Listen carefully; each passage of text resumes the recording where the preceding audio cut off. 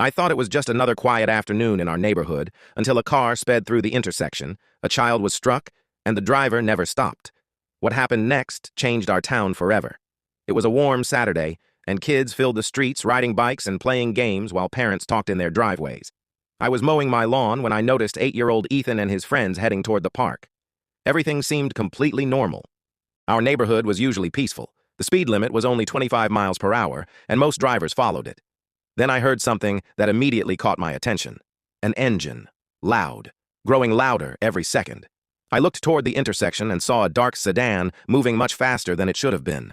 Something felt wrong. People nearby began turning their heads toward the road as the car continued racing closer. Ethan and his friends were laughing as they crossed near the park entrance. They had no idea what was coming. Suddenly, someone screamed, "Watch out!" The driver finally hit the brakes. Tires screeched against the pavement, but it was too late. The car struck Ethan and sent him to the ground. For one horrifying second, the entire neighborhood froze. Nobody could believe what had just happened. Then chaos erupted. Parents sprinted toward Ethan while neighbors grabbed their phones and called 911. Some people waved their arms at the driver, expecting him to stop. The car slowed briefly. I remember feeling relieved, thinking the driver was finally doing the right thing.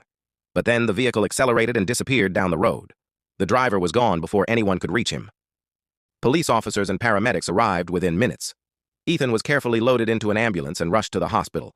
The waiting was unbearable. Everyone in the neighborhood wanted updates. Hours later, we finally heard some good news. Ethan was injured, but doctors believed he would recover. It wasn't the outcome anyone wanted, but at least there was hope. The investigation began immediately. Officers went door to door asking questions. They wanted every detail anyone could remember. Witnesses described the car differently, but each piece of information helped. One neighbor remembered part of the license plate. Another remembered seeing damage on the rear bumper. Detectives collected security footage from homes and businesses across the area. Days passed without an arrest. The entire community became invested in finding the driver. People shared information online and checked their own cameras for anything useful. Then investigators got a break. A convenience store camera captured the sedan only minutes after the crash. The footage wasn't perfect, but it was enough to identify the vehicle and track down its owner. Police located the driver and questioned him. According to investigators, he admitted he knew he had hit something. He said panic took over and he drove away because he was afraid. That explanation angered many people. Most of us understood accidents can happen. What we couldn't understand was leaving a child injured in the street and pretending nothing had happened. The driver was arrested and charged. For the first time since the incident, the neighborhood felt a sense of relief. Justice wasn't complete, but it was finally moving forward. Meanwhile, Ethan focused on recovering. Physical therapy was difficult, and there were plenty of tough days. Yet everyone who visited him said the same thing. His positive attitude never disappeared. Several weeks later, Ethan finally came home. Neighbors organized a welcome home celebration. Families lined the street holding signs and cheering as his car pulled into the neighborhood. When he stepped outside, the applause was overwhelming.